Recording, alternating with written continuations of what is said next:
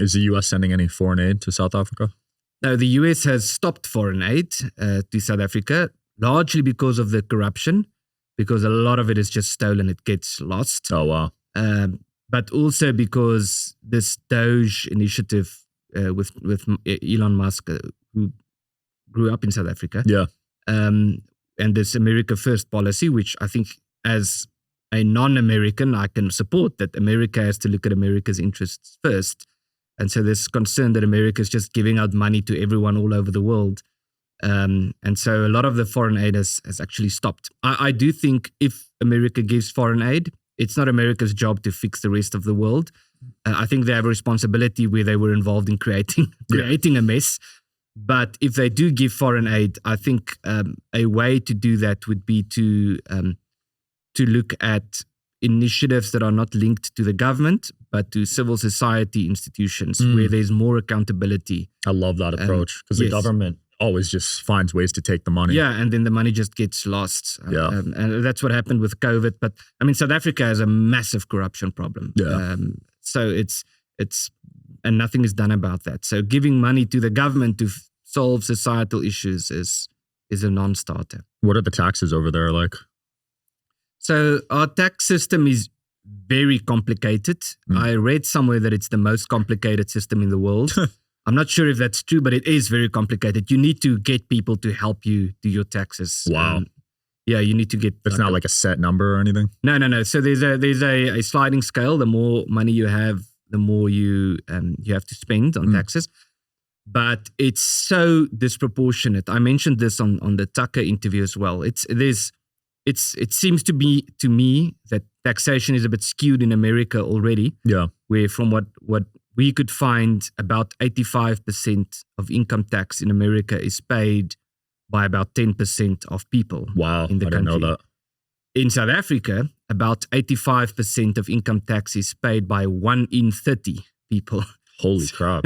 So it's and there's the irony. So it's disproportionately minority communities who are paying tax. It's not exclusively, but disproportionately. And so they take your tax money.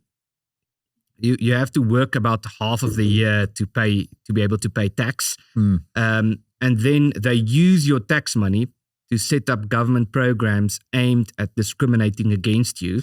So to fund government programs that pushes you out, like to fund this process to change the constitution, to empower the state to confiscate private property and so forth.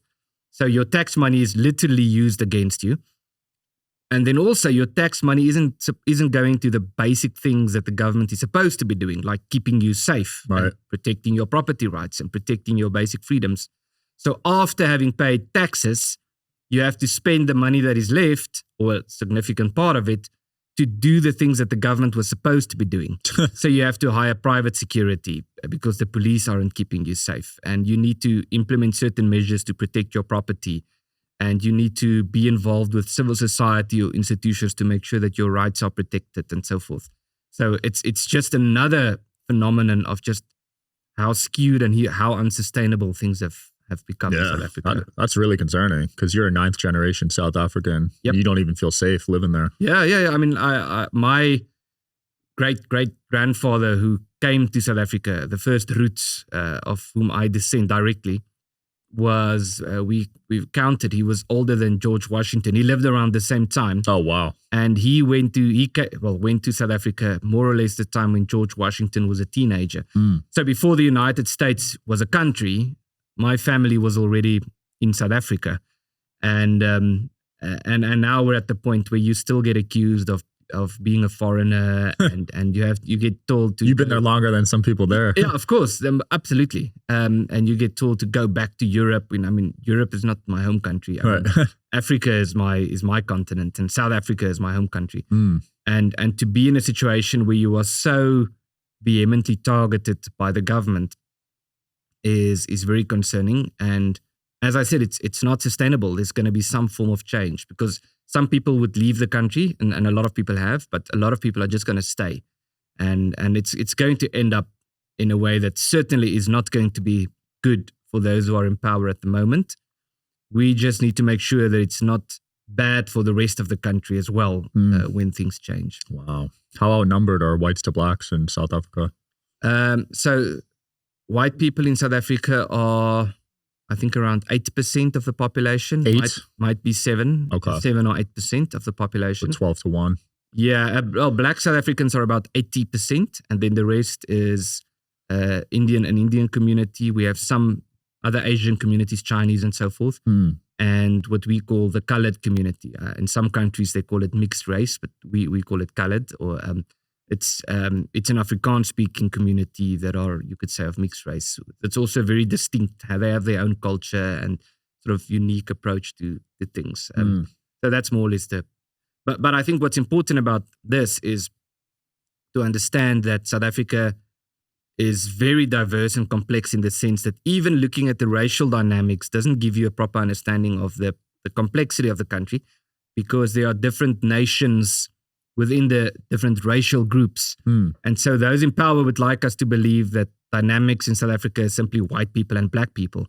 But it's more complex than that. So within the white community, you predominantly have the Afrikaners, the Afrikaans-speaking white South Africans, or the Boers, and you have the Anglos, the English-speaking South Africans. You have others as well. You have a German community and so forth. We have a community. And then within the black section of society, it's by no means homogenous. We have Zulus and Xhosas and Sothos and Pedis and Tsongas and Vendas and all these different communities with different cultures, different languages. And that's part of the problem. And so all of these nations living within South Africa are just governed by one central government. It's very much the equivalent of Europe. It's saying that the only thing that Europe needs is a European Union, and the different nations within Europe should dissolve because they just need one big central government in Brussels. That's the dynamic in South Africa. It's the equivalent of that. And the solution that we are pushing for is, if we compare that to Europe, is to say that just having one big European Union is not going to fix Europe. Europe needs a recognition of the different nations and peoples living there with different cultures, languages, and so forth. And the solution for Europe is autonomy for the different peoples, the different nations living in Europe. And I think the same should be applied to South Africa. The different nations and peoples living in the territory of South Africa should have more autonomy, because currently none of them have autonomy. It's just a central government openly boasting about being a nationalist, socialist movement. It's crazy. Scary times.